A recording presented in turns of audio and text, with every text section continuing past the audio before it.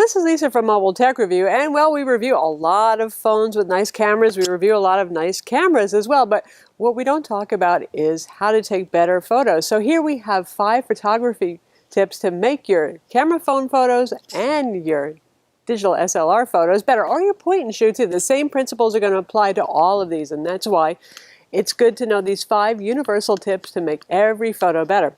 And for the first one, we're actually going to use the video camera, which happens to be a Sony a6000, shoots great stills and very good 1080p video, to illustrate using the video camera what I call the Icarus principle. Do not shoot into the sun. Do not backlight your subjects unless you're going for a special effect, like the sun setting behind the mountains or something like that. Otherwise, even with today's HDR modes that try to compensate and bring out the shadows and stuff, you're still just not going to have an ideal photo. Okay, now the sun is right behind me now. It's kind of high in the sun, but it's still backlighting. Notice how my usually, well, everywhere hair is kind of disappearing right now because the sun is, well, blotting it out. If you have your subject in a properly lit location without the backlighting, in fact, front lighting is flattering and can make them squint like you've seen me do, but front lighting illuminates the face much better and any other object you're taking. So let's just walk right over here into the shade and see how the exposure changes. Aha, right, much better. So there it is. Don't backlight your subjects, boys and girls. The next is what I lovingly call the rugrat principle. Okay, we call little kids rugrats for a reason. They are down on the rug. The same thing goes for your pets. If you're taking pictures of your pets or your little kids, get down on their level. There's flip-out viewfinders for a reason. They're on cameras these days, folks. Or if you've got a nice big old smartphone with a big display, you can hold it down and still see what you're taking a picture of. Don't wear your best clothes if you're hoping to take pictures of your kids and pets. And I'll show you the difference right now. And also there's the clutter principle. Humans make adult human-sized things. Therefore, little children, pets, look awful small in the midst of all the human man-made clutter, so avoid that. Zoom in on your subject whenever you can. Take a look at these photos, you'll see what I mean.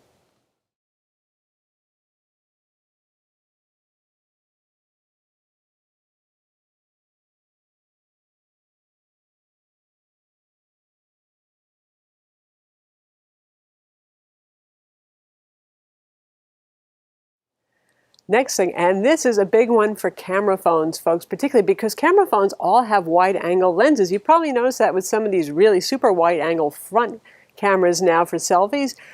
What happens when you shoot at wide angle? I mean like 24 millimeter, which is about where a lot of your camera phones are. Or even on your zoom, that's probably the wider end of zoom. Worse yet, 16. We'll show you what happens at 16.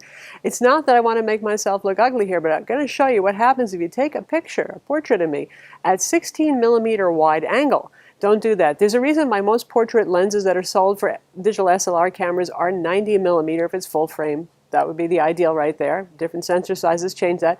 50 millimeters okay, or 60 millimeters as well. You want to go at least 50 millimeters and step back away from your subject. If you're using a camera phone, you're going to have to do that, particularly just step away. You can always crop afterwards if you need to. So I'll show you what I mean now.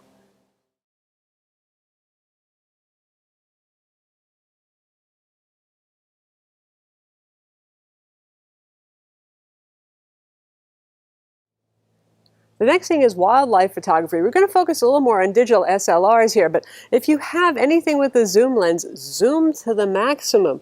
You want to catch that bird over there? Then that's great. You can catch that bird. There might be stuff around the bird, unless you have a super duper long telephoto lens. That's okay. Crop it afterwards. It's amazing. You know, you might start taking that shot and say, oh, God, you can barely see that bird. Don't worry about that. Go for it. Take your best shot. Crop afterwards. That's why high pixel density sensors are so important these days. The megapixels do matter when it comes to cropping. Now, if you're back to using a phone, it's a lot harder, okay? Because we're talking, once again, very wide angle lens here. You can't telephoto in. You don't really want to use a digital zoom. Unless you have a super high megapixel phone, then you can get away with it. Some of the Nokia Lumia phones are particularly good for that. You can crop and still get a good picture. So, avoid digital zoom. Hope for the best. Camera phones, they're not just really made for wildlife, unless you get something like a Lumia.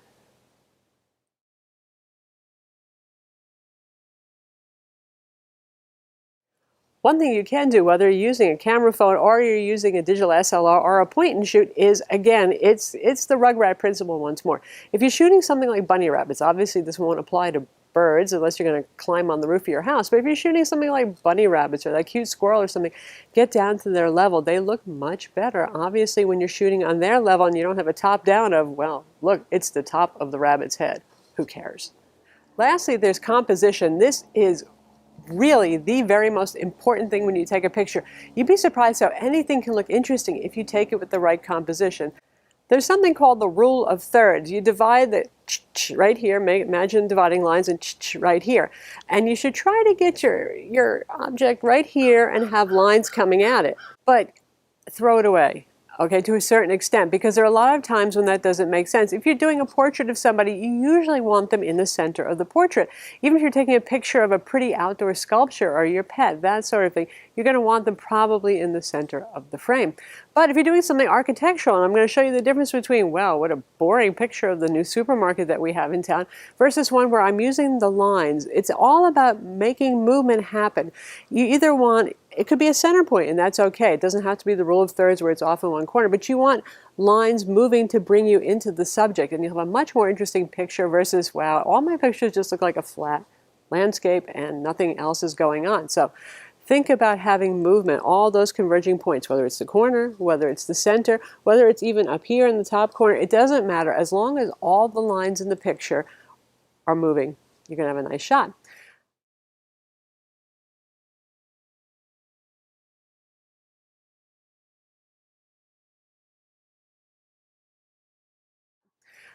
And that goes along with, what are you taking a picture of? Say, I just saw they put new lamps in at the parking lot of the supermarket, and they're really cool looking, right? So you take a picture, there it is. You've got the stores in the background, you've got stuff you didn't want. The lamps are not showing up. So don't be afraid to take a picture that might seem a little weird or artsy, because artsy is, well, artsy. It is pretty. If you want to get something more pretty and interesting, really bring that subject into focus, like you'll see our before and after of the lamp picture too.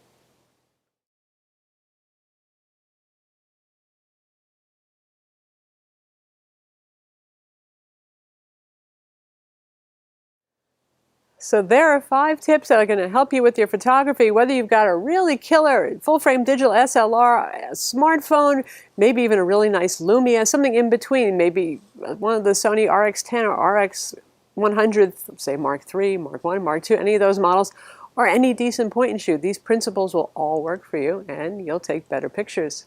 I'm Lisa from Mobile Tech Review. Don't forget to subscribe and hit that like button.